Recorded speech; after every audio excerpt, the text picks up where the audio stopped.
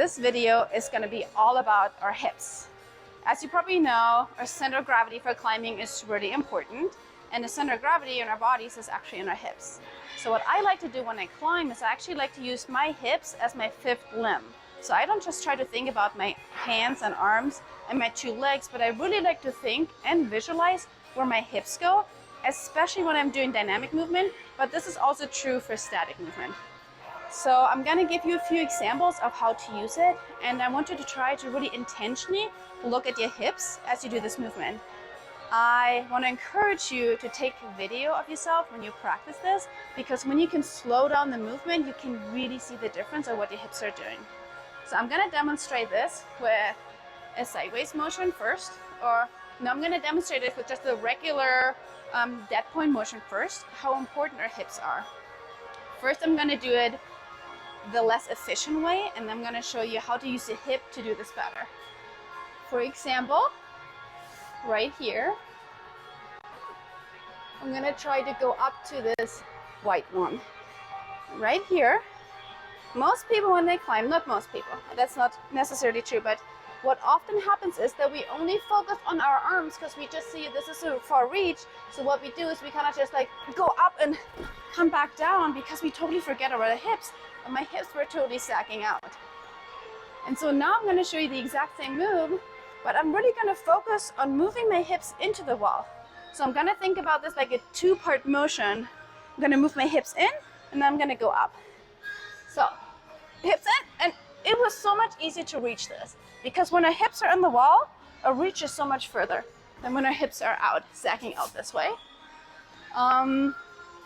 So I want you to just try practicing this when you go straight up. You try to dead point, make sure to bring those hips into the wall. The second one is for sideways movement. We can use this swishing of the hips to generate movement momentum that we can use to go further and go where we want to go.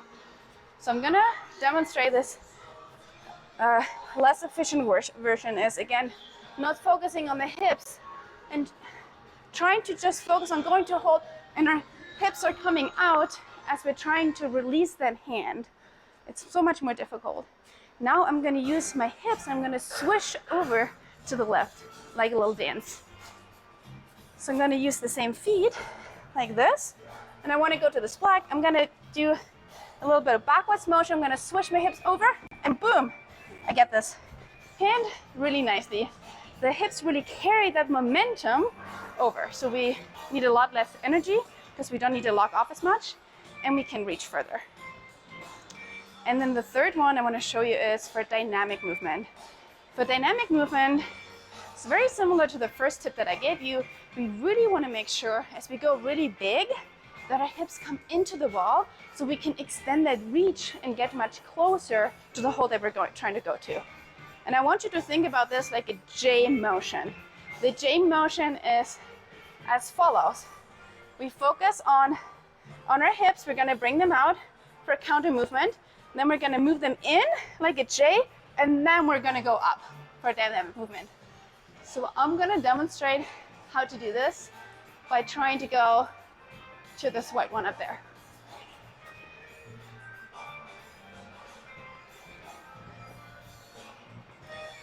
Okay, hips out and into the wall.